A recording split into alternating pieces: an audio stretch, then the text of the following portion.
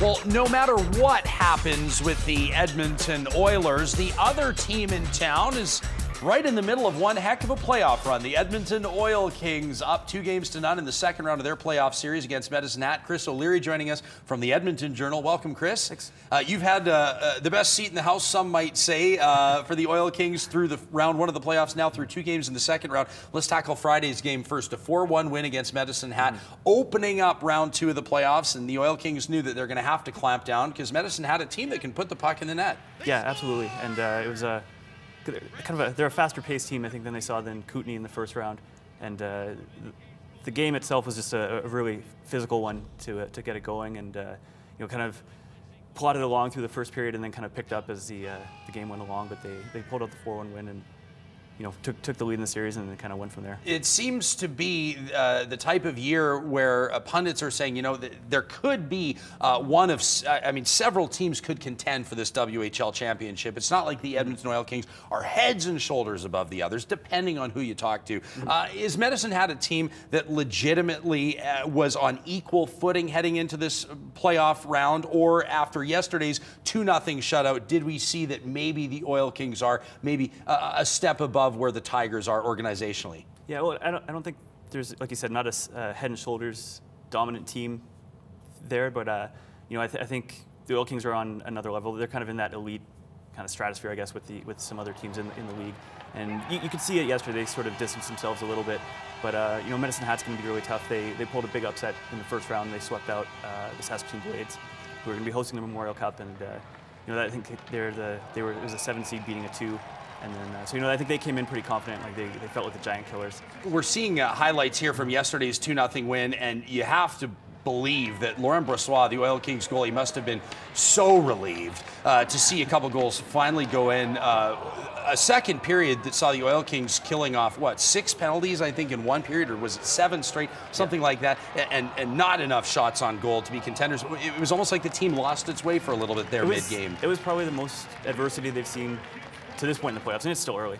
But it was probably their worst period and Medicine Hat's best chance to really put their impression in on the series. And basically, I think Laurent Brossoit was the reason that didn't happen. He was phenomenal. I think the Oil Kings didn't get a shot on net until about 4.5 minutes left in the second period, and and they were just throwing everything they had at LB, and he turned it all out. And then and I think it was big for the Oil Kings too to have that bad period and survive it, and then come out and they just found their game again in the third period and pulled away. Interesting to see Keegan Lowe take 3 minor penalties there, because you know that experience-wise, the Oil Kings are relying heavily on their blue line, Lowe and Reinhart, and I mean a lot of the big names there. Of course, they've got experience up front as well, but the shutdown mandate is big. Hunter Shinkaruk of the Medicine Hat Tigers, I think 85, 86 points through the regular season, and he's a guy that they're going to have to continue to focus on as this series heads to Medicine Hat for games on Tuesday and Wednesday. Yeah, definitely, and he's probably their best offensive player, and a projected high first-round NHL pick this year, and they've